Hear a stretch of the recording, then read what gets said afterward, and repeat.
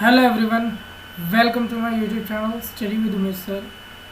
Today we will discuss about class 10 science, chapter name chemical reaction and equation. ठीक है, वैसे तो अगर साइंस की बात की जाए तो साइंस एक अपने आप में बहुत ही वास्ट सब्जेक्ट है. ठीक है, जो साइंस है हमारे एक बहुत ही ज़्यादा वास्ट सब्जेक्ट, विशाल सब्जेक्ट है. ठीक, इसके अंदर हम फिजिक्स, केमिस्ट्री और बायोलॉजी, ठीक है, इन तीनों चीज़ों का क्या करते हैं, स्टडी करते हैं. ठीक है, नमक जो कि आप डेली यूज़ में, कॉमन यूज़ में खाते हो, वो क्या होता है, एक तो NaCl होता है हमारे पास नमक, बट इसमें एक आयोडीन भी मिला होता है. ठीक है, बिना आयोडीन के नमक नहीं खाई जा सकती. ओके, फिजिकल चेंज होते हैं, केमिकल चेंज होते हैं. ठीक है, और बायोलॉजी में पढ़ते हैं कि हम पेड़ पौधे किस तरह से उगते हैं, बड़े होते हैं, किस तरह से फ्रूट्स बनते हैं, जो जैविक क्रियाएं होती हैं एनिमल्स में, ह्यूमन का बॉडी सिस्टम किस तरह से काम करता है. तो ये हम सब कुछ पढ़ते हैं, साइंस करते हैं. तो सबसे पहले केमिस्ट्री के बारे में बात कर लेते हैं. Chemistry is a vast subject which deals with study of large number of material और देयर म्यूचुअल इंडक्शन. ठीक है, केमिस्ट्री अपने आप में एक बहुत ही बड़ा सब्जेक्ट है, बहुत ही बड़ा विषय है, क्योंकि इसके अंदर बहुत सारे मॉलिक्यूल्स, मटेरियल्स और उनके बीच के इंट्रैक्शन जो होते हैं उनके बीच में डिस्कस करते हैं. आगे बढ़ते हैं. It is concern with rock. इसके अंदर क्या सम्मिलित होता है, क्या क्या इसके अंदर इंक्लूड होती है. Rock, minerals, metals, non metals, air, water, plants, animals, other material of organic origin, earth, atmosphere and many more things. अगर ब्रीफ में कहा जाए तो केमिस्ट्री जो डील करती है with everything which is essential for betterment of human life. ठीक है, केमिस्ट्री एक उस चीज़ से रिलेट होती है, उस चीज़ को डील करती है जो ह्यूमन लाइफ को बहुत ही ईजी बना सके. ठीक है, और जो एसेंशियल हो ह्यूमन लाइफ के लिए. ओके, ह्यूमन के नीड के अकॉर्डिंग लाइफ चल सके. ओके, चलिए आगे बढ़ते हैं.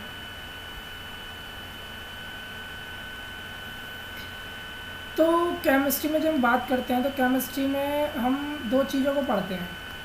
ठीक है, केमिस्ट्री में जो चेंजेस होते हैं वो बेसिकली टू टाइप्स के होते हैं. एक तो फिजिकली होगा, ठीक है, और एक क्या होगा हमारे पास, केमिकली होगा. दो टाइप से हमारे पास क्या होते हैं, चेंजेस होते हैं, फिजिकल और केमिकल. तो अगर हम बात सबसे पहले करते हैं फिजिकल की कि फिजिकल चेंजेस क्या होते हैं. ठीक है, तो फिजिकल चेंज क्या होते हैं, फिजिकल चेंज दो बातें ध्यान रखना. एक तो ये टेम्परेरी होते हैं, ठीक है, और ईजिली क्या होता है, रिवर्सेबल होता है. रिवर्सेबल का मतलब है कि हम उसको दोबारा से बना सकते हैं. जैसे आइस होता है, जैसे डायग्राम में दिख रहा होगा आइस को जब आप मेल्ट करोगे तो वाटर बनेगा, वाटर को फ्रीज करोगे तो आइस बनेगा. ठीक है, मतलब वो प्रोसेस जिसको हम डायरेक्टली क्या है कि बना सकें, डायरेक्टली वही चीज़ ले सकें जो चीज़ हमने स्टार्टिंग में ओरिजिनल थी हमारे पास, यानी कि ओरिजिनल स्टेट है हमारे पास कोई. ठीक है, वो उसमें प्रोसेस होता है, हम उसकी पोजीशन को चेंज कर देते हैं, साइज़ को चेंज कर सकते हैं, व्हाटएवर किसी भी चीज़ को चेंज कर सकते हैं. बट एंड द प्रोसेस के एंड में वो चीज़ हमें दोबारा से वही चीज़ मिल जाए तो वो हमारी फिजिकल चेंज में आता है. ठीक है, अब इसको हम थ्योरिकल पढ़ लेते हैं कि होता क्या है. ये एक इसको हटा देता हूँ मैं सर. ठीक है, तो physical change is a temporary and easily reversible change which is physical properties like physical state, shape, size, appearance, density etcetera. Example, when ice melt it change into water. ठीक है, जैसे मैंने बताया था कि टेम्परेरी होता है और इजीली रिवर्सिबल चेंज होता है, जैसे कि शेप में चेंज हो गया, साइज़ में, अपीयरेंस में, डेंसिटी में, व्हाटएवर बहुत सारी चीज़ों में चेंज होता है. एक इसका डायग्राम आपको दिख रहा होगा, ये इमेज, कि जो आइस क्यूब है ये मेल्ट होकर वाटर में कन्वर्ट हो रहा है. जब अगर इस वाटर को ही ठंडा किया जाएगा तो ये आइस क्यूब में दोबारा कन्वर्ट हो जाएगा. ठीक है, अब आप लोगों के लिए क्वेश्चन है कि इज़ फिजिकल और केमिकल चेंज, तो इसका आंसर आप कमेंट बॉक्स में ज़रूर दीजिएगा. ठीक है, बात कर लेते हैं करेक्टरिस्टिक्स की। तो it is a temporary and easily reversible change, जैसे कि मैंने बताया था। Only physical property of substance change, ठीक है, केवल जो इसकी फिजिकल प्रॉपर्टीज़ होती हैं वो चेंज होती हैं और कुछ चेंज नहीं होता। बट हाँ, एक बात और ध्यान रखना कि सभी लगभग 99% थिंग्स जो होती हैं फिजिकल चेंज में होती हैं, यानी कि जो ज़्यादातर जो फिजिकल चेंजेस होंगे 99 रिवर्सिबल होंगे। बट अगर 1% माना जाए तो सभी फिजिकल चेंज रिवर्सिबल चेंज नहीं होते हैं। कुछ ऐसे भी होते हैं जो इरिवर्सिबल होते हैं। अब कहोगे सर जी आपने तो बताया कि सारी चीज़ें रिवर्सिबल होती हैं, अब ये 1% कहाँ से आ गया है ना। तो 1% कहाँ से आया उसके बारे में मैं भी आपको बता देता हूँ। जैसे हमारे पास ट्री है, सपोज डेट है ना, ये कोई ट्री है, बना लिया हमने यहाँ पर, ठीक है।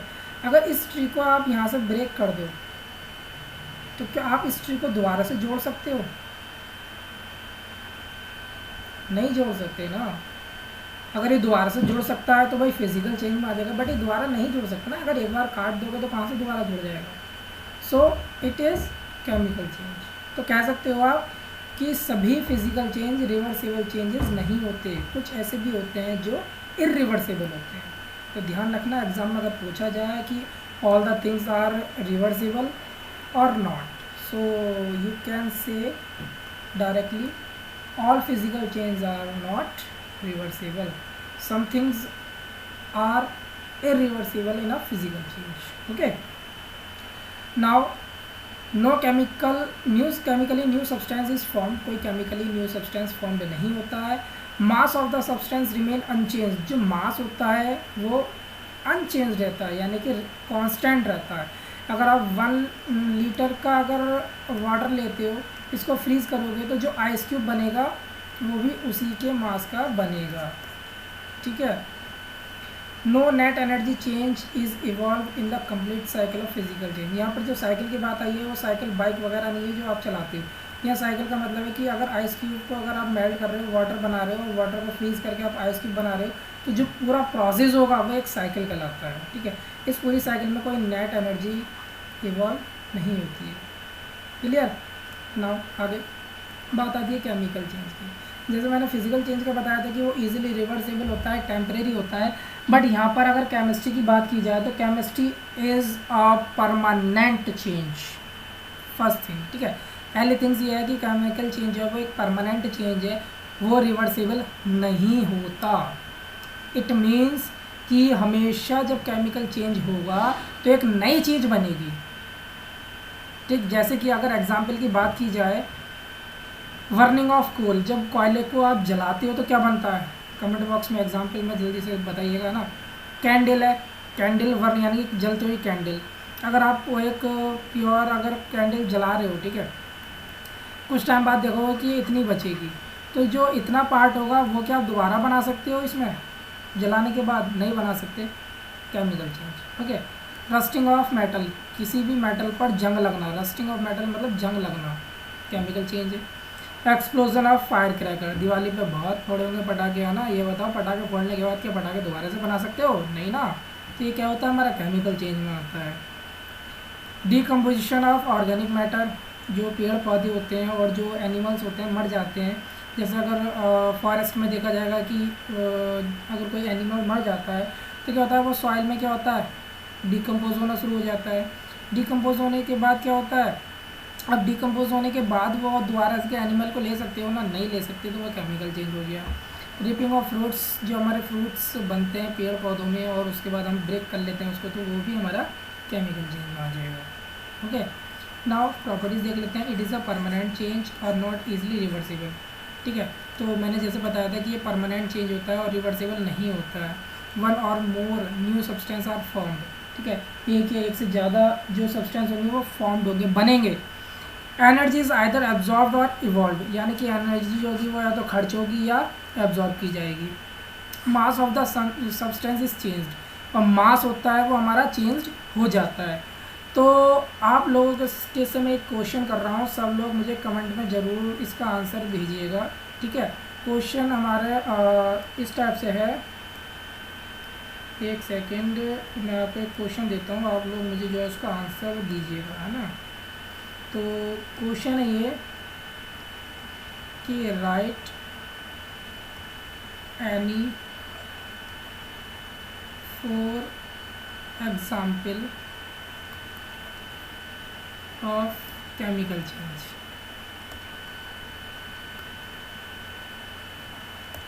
ठीक है, इसका आंसर मुझे कमेंट बॉक्स में आप सेंड कीजिएगा। ओके, नाउ बात आ जाती है केमिकल रिएक्शन की, कि हम केमिकल रिएक्शंस क्या होती हैं। तो केमिकल रिएक्शन और chemical change which reactant transform into product. Chemical reaction वो होती हैं जिसमें रिएक्टेंट जो होते हैं वो प्रोडक्ट में क्या होते हैं, चेंज हो जाते हैं, कन्वर्ट हो जाते हैं, ट्रांसफॉर्म हो जाते हैं। मेकिंग और ब्रेकिंग ऑफ बॉन्ड्स, या तो बॉन्ड्स क्या होंगे, जुड़ेंगे या टूटेंगे डिफरेंट एटम्स के बीच। और केमिकल इक्वेशन को ही केमिकल रिएक्शन बोला जाता है। और जो वर्ड इक्वेशन होती है वो रिएक्टेंट और प्रोडक्ट के बीच में एक एरो बना दिया जाता है, इससे इसको रिप्रेजेंट किया जाता है और एक ही वर्ड इक्वेशन में कन्वर्ट हो जाता है। ठीक है, तो ये रिएक्टेंट और प्रोडक्ट क्या होते हैं वो बता देता हूँ। जैसे कि आपको डायग्राम में दिख रहा होगा कि एक एरो से पहले लेफ्ट हैंड में जितनी भी चीज़ें लिखी होती हैं वो सब हमारी रिएक्टेंट होती हैं, और एरो के बाद में जो चीज़ होती है वो सब प्रोडक्ट होती हैं। या दो से ज़्यादा रिएक्टेंट मिलकर दो से ज़्यादा प्रोडक्ट बना सकते हैं। ठीक है, जैसे जिंक और हाइड्रोक्लोरिक एसिड है, वो आपस में रिएक्ट करके क्या बनाएगा, हाइड्रोजन गैस बनाएगा और जिंक क्लोराइड बनाएगा। और ये एरो हमारा रिप्रेजेंट करता है एक वर्ड इक्वेशन को। तो एरो से पहले जितनी भी चीज़ें लगी होती हैं वो सब हमारी रिएक्टेंट में आती हैं, और एरो के बाद जितनी भी चीज़ें होती हैं वो सब हमारी प्रोडक्ट में आती हैं। चलिए आगे बढ़ते हैं। लेकिन इसको लिखा कैसे जाता है सर जी, ये बता दीजिएगा। तो हम ये भी बता देंगे, कोई दिक्कत नहीं है, बस आप क्लास को लास्ट तक देखो, सब समझ में आ जाएगा। Okay, so now the reactant are written as on the left hand side, यानी कि LHS with the plus sign between them. जैसे कि देखो यहाँ पर एक आपको इक्वेशन दी होगी। ठीक है, जैसे इक्वेशन दी है आपको, इसमें क्या लिखा है देखो, CH4, ठीक है, और O2, ये दोनों प्लस बीच में साइन लगा दिया। तो ये दोनों चीज़ें हमारी क्या होंगी, ये हमारी रिएक्टेंट होंगी। ओके, यानी कि मैंने बताया था कि एरो से लेफ्ट हैंड साइड में जो भी कुछ लिखा होता है वो हमारा क्या होता है, रिएक्टेंट होता है। ठीक, और इनको बीच में प्लस साइन से हम डिनोट करते हैं। अगर इसकी जगह कुछ और भी होता तो हम उसको लिखने के बाद प्लस लगा देते हैं।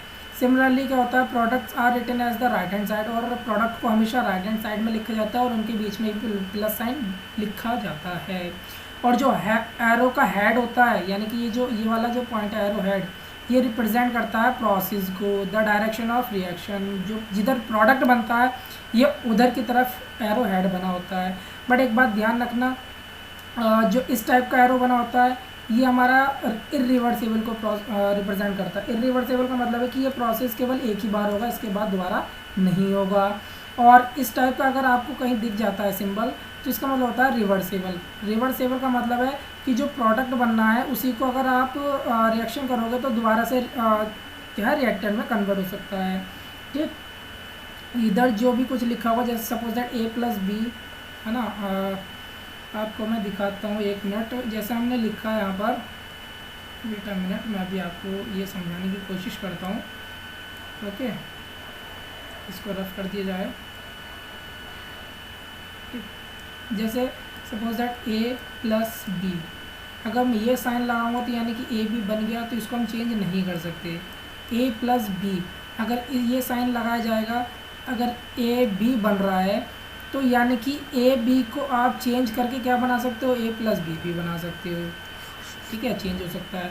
तो ये साइन इरिवर्सिबल का होता है और ये वाला साइन रिवर्सिबल का होता है। आई होप आपको समझ में आ गया होगा। ओके, नाउ स्केलेटल इक्वेशन, ये क्वेश्चन इंपॉर्टेंट है, काफ़ी क्वेश्चन में आता भी है, कई बार बोर्ड एग्जाम्स में डायरेक्टली पूछा गया है। ओके, तो स्केलेटल इक्वेशन क्या होती है, जो रिएक्टेंट और प्रोडक्ट बनते हैं बट वो विदाउट बॉन्डिंग के बनते हैं, यानी कि विदाउट बैलेंस कर बनते हैं। जैसे कि आपको इक्वेशन में दे रखा होगा C3H8+O2 arrow head CO2+H2O, reactant भी दे दिया, प्रोडक्ट भी दे दिया। बट यहाँ पर एक बात देखने की है कि यहाँ पर ये चीज़ें बैलेंस नहीं है। यहाँ पर देखो लेफ्ट हैंड साइड में कार्बन की बैलेंस ही देखो 3 है, बट यहाँ पर कितनी है, 1 है। हाइड्रोजन की लेफ्ट साइड में देखोगे 8 है, राइट हैंड साइड में ओनली 2 है। ऑक्सीजन देखोगे लेफ्ट में 2 है, यहाँ पर 3 है। तो यानी कि ये बैलेंस नहीं है। जितनी भी अनबैलेंस हमारी रिएक्शंस होंगी वो सब हमारी क्या कहलाएंगी, स्केलेटल इक्वेशंस कहलाएंगी, ध्यान रखना हमेशा। ओके, नाउ आगे बढ़ते हैं। Balancing of a chemical equation. तो इसको कैसे बैलेंस किया जाता है, सबसे पहले क्या होता है, स्केलेटल इक्वेशन दे रखी होती है उसको लिखा जाता है, और अगर उसमें कोई एलिमेंट्री गैस है जैसे कि hydrogen, nitrogen, oxygen etcetera is present in skeletal equation, यानी कि अगर स्केलेटल इक्वेशन में कोई भी इस टाइप की अगर एलिमेंट्री गैस है तो उनको एटॉमिक फॉर्म में कन्वर्ट कर दिया जाता है, जिसके H2 का H, नाइट्रोजन का N, O2 का O और ऐसी एक्सेट्रा। उसके बाद क्या है, उसके बाद फार्मूले को सिलेक्ट किया जाता है containing maximum number of atoms, और बैलेंस करा जाता है उनको आपस में, ठीक है। बट केयरफुली मल्टीप्लाई की जाती है, क्योंकि अगर आप एक को मल्टीप्लाई करते हो तो वो बाकी सारे से मल्टीप्लाई हो रही नहीं हो रही वो भी उसको देखा जाता है। और अगर एलिमेंट्री गैस इसमें प्रेजेंट है तो उनको ओरिजिनल मॉलिक्यूलर फॉर्म में कन्वर्ट कर दिया जाता है, ठीक है। जैसे कि अगर हम एग्जाम्पल देखते हैं तो यहाँ पर C कितने हैं आपके 3, तो हमने लेफ्ट साइड में कितना है कैल्शियम की बैलेंसी लिख ली, क्योंकि यहाँ पर कैल्शियम और कुछ है नहीं, ठीक है। यहाँ पर हाइड्रोजन देख लिया तो कितना है 8 है, ऑक्सीजन देखा तो यहाँ पर कितना है फिलहाल 2, ठीक है। अब राइट हैंड साइड में देख लिया तो H कितना है 4 दूनी 4 2 ज़ा 8, तो यानी कि 8 कंप्लीट हो गए। कार्बन देख लेते हैं यहाँ कितने C 3 है, यानी कि 3 कंप्लीट हो गए। बट यहाँ पर अगर ऑक्सीजन देखा जाए तो यहाँ पर तो 4 तो ये हैं और 3 2 जा 6 ये हैं, तो 4 + 6 कितने हो गए 10। राइट हैंड साइड में हमारे पास ऑक्सीजन की बैलेंस कितनी है 10, यहाँ पर कितनी है 2। अगर मैं इसकी 5 से मल्टीप्लाई कर देता हूँ तो कितनी है ऑक्सीजन की बैलेंस हो जाएगी 10, तो इट मीन्स क्या हो जाएगा ये बैलेंस हो जाएगा, यानी कि हम यहाँ कर देंगे क्या 5, और जैसे हम ये करेंगे ये बैलेंस हो जाएगा। आई होप कि आपको ये बैलेंस समझ में आ गई होगी। इसके एक बैलेंस और करके देख लेते हैं ताकि आपको और अच्छे से समझ में आ जाए। तो जैसे कि आपके पास ये क्वेश्चन आपके पास दे रखी है, ओके। अगर आप सबसे पहले क्या होता है कि मैंने बताया था कि ये रिएक्टेंट होते हैं हमारे पास, ठीक है।